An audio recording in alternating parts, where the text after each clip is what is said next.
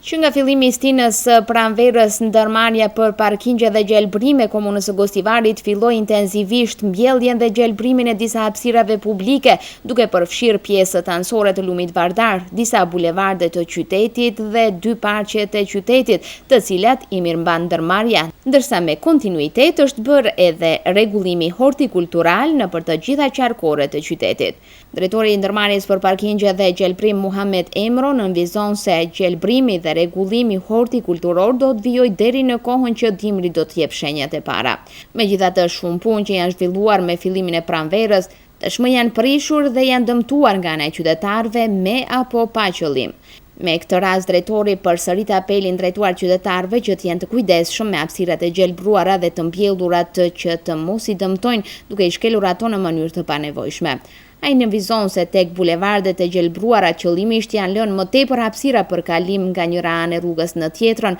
por disa persona sërish të shkelin gjelbrimin duke kaluar aty ku ju vjen më afër. Gjithashtu ju informoj se ndërmarrja jonë përveç se merret me sistemin e parkingjeve, merret edhe me sistemin e gjithësisht me rregullimin hortikultural të qytetit të Gostivarit. Kemi bërë investime të mëdha, sidomos në pjesët gjelbruese për rreth lumit Vardar, si dhe në pjesët e parqeve të qytetit të Gostivarit. Mirpo, vlen të përmendet se kemi bërë investime apo jemi në investime në vijim, sidomos në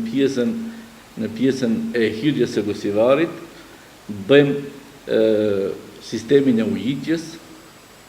me vetmin qëllim që pjesët gjelbruese të marrin pamjen e gjelbërt, pamjen e cila i takon një qyteti apo që i takon një parku të qytetit evropian. Gjithashtu, apeloj të qytetarët për shkak se investimet janë të mëdha, e sidomos në pjesët e qytetit, në pjesët e gjelbërt, të cilat kemi bërë shumë kalime,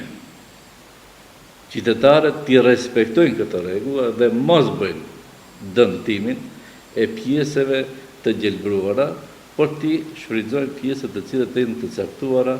për kalim. Por kjo nuk është papërgjegjësi e vetme që e bëjmë ne qytetarët në prishjen e imazhit të qytetit. Ndërkohë që i tërë qyteti është i pajisur me kontenjera që distanca e tyre është shumë afër njëri tjetrit dhe krahas kësaj, pothuajse në çdo hap, kemi edhe kosha të veçantë për hedhjen e mbeturinave të vogla. Qytetarët sërish gjuajnë në rrugë apo hapësira publike si letra të panevojshme që ju ngelen nga ndonjë ushqim, hedhin cigaret aty ku ju përfundon dhe pastrojnë mbetjet nga veturat e tyre duke i nxjerrë të njëjtat në rrugë. Këto të vërteta prishin në mas të madhe pastërtim publike të qytetit, e cila jo vetëm që dëmton aspektin ekologjik, por paraqet një shembull të keq edhe për gjeneratat e reja të cilat ndjekin veprat tona më shumë se sa fjalët.